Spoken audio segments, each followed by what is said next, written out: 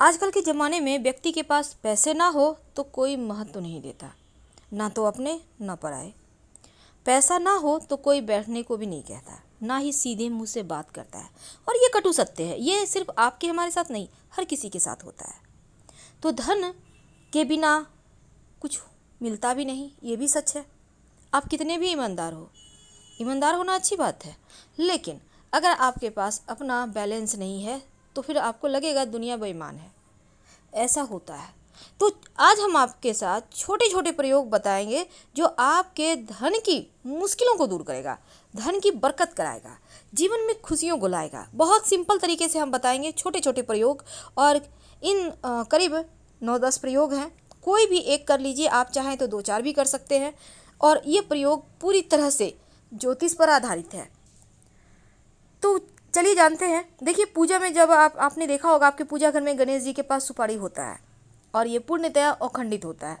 कटा हुआ सुपारी नहीं लेना, साबुत लेना है।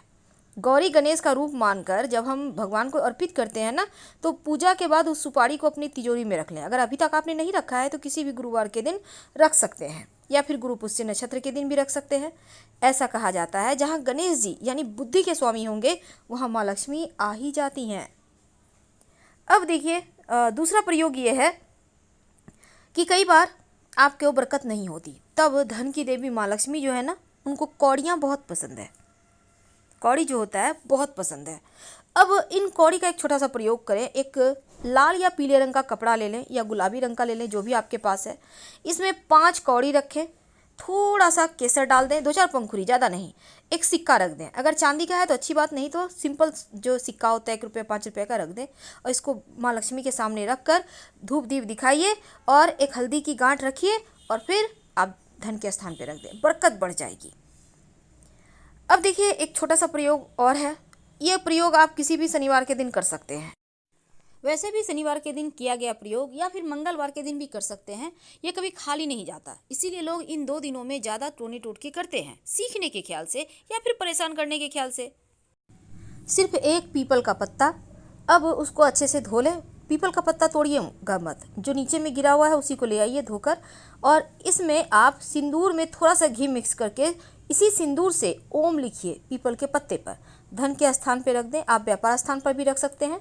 5 शनिवार कीजिए। हर शनिवार को करने के बाद ये पत्ता फेंकना नहीं है। जब 5 पत्ते हो जाए तो फिर आप इसको देखिएगा, 5 शनिवार होते होते धन की परेशानी दूर हो जाएगी। अब एक छोटा सा प्रयोग, भोजपत्र आपने नाम सुना होगा, आपको मिल जाएगा मार्केट में। तो आपको एक छोटा सा प्रयोग कीजिएगा। लाल चंदन पाउडर भी आता है और घिसकर भी आप इसका तैयार कर सकते हैं। अब लाल चंदन को आप घिस लें, या अगर पाउडर है तो उसको घोलकर पानी में गाढ़ा सा पेस्ट बना लें, और मोर पंख के सहारे, मोर पंख को पेन की तरह इस्तेमाल करना है। इस भोजपत्र पर मोर पंख से श्रृंग लिखिए, और फिर इस भोजपत्र पर धूप दीप दिखाकर माँ लक्ष्मी के चरणों में रखकर आप अपने धन के स्थान पर रख दें। आप देखिएगा बरकत बढ़ जाती है, धन आने लगता है। और इसको मोड़ना नहीं है, ऐसे ही सीधा रख दीजिएगा। अब एक छोटा सा प्रयोग देखिए, आपने बहुत बार सुना होगा नोटों की गड्डी।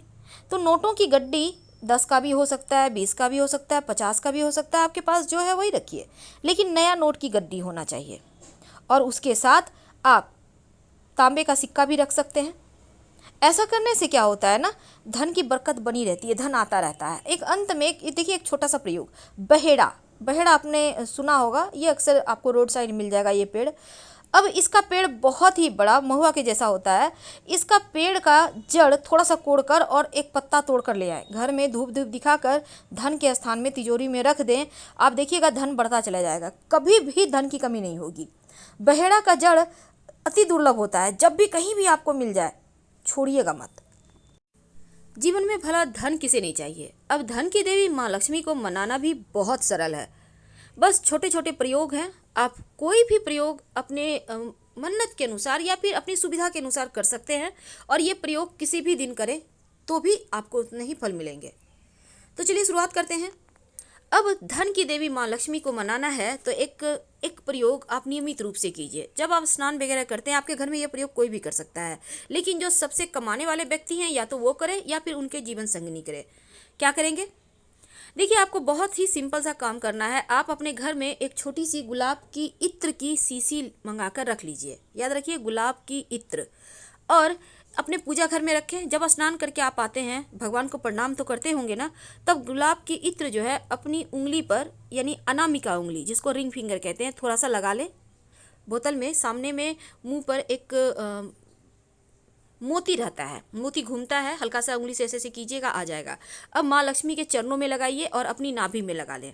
बस इतना ही करना है। फिर देखिएगा कैसे धीरे धीरे जीवन में धन आने लगता है। आपका शुक्र मजबूत हो जाएगा, सुख वैभव बढ़ेगा।